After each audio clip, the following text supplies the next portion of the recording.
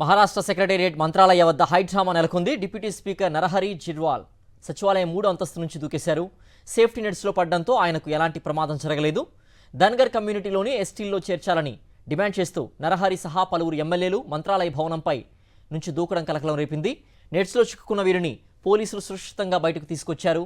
మంత్రాలయ భవనం వద్ద ఇలాంటి ఘటనలు గతంలోనూ జరిగాయి. అందుకే సేఫ్టీ నెట్స్ ఏర్పాటు చేశారు భద్రతా సిబ్బంది.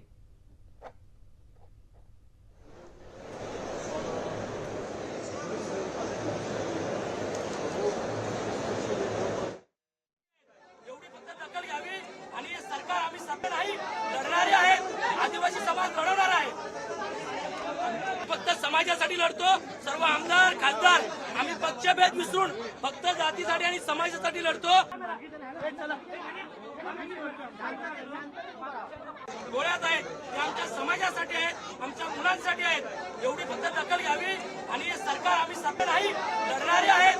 आदिवासी समाज लढवणार आहे. బాలీవుడ్ హీరో గోవిందా హాస్పిటల్ నుంచి డిశ్చార్జ్ అయ్యారు. తన కోసం ప్రార్థించిన ఫ్యాన్స్ శ్రేయోభిలాషులతో పాటు పోలీసులకు ధన్యవాదాలు తెలియజేశారు. బుల్లెట్ గాయంతో 2 రోజుల క్రితం ఆసుపత్రిలో చేరారు గోవిందా.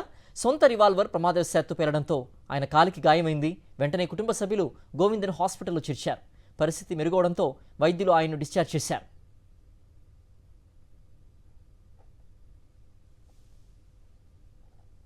मैं सब लोगों का धन्यवाद देता हूं, प्रेस का धन्यवाद देता हूं और प्रशासन से जुड़े हुए पुलिस वर्ग का धन्यवाद देता हूं. मैं राज्य से जुड़े हुए आदरणीय शिंदे साहब का धन्यवाद देता हूं. हर वो व्यक्ति विशेष जितने भी हैं जहां जहां बड़े बुजुर्ग सब लोगों का और खास तौर पे वो लोग जो मुझे बहुत प्रेम करते हैं. आप लोग का कृपा और आशीर्वाद की वजह से मैं सेफ हूं. Thank you so much for your love. Delhi మాజీ ముఖ్యమంత్రి అరవింద్ కేజ్రీవాల్ సీఎం నివాసాన్ని ఖాళీ చేశారు. ముఖ్యమంత్రి పదవికి రాజీనామా చేయడంతో సివిల్ లైన్స్ ఏరియాలో ఉన్న సీఎం అధికారిక నివాసాన్ని ఖాళీ చేశారు కేజ్రీవాల్. ఆమ్ ఆద్మీ పార్టీ ఆఫీస్ సమీపంలో బంగ్లాలోకి మారారు.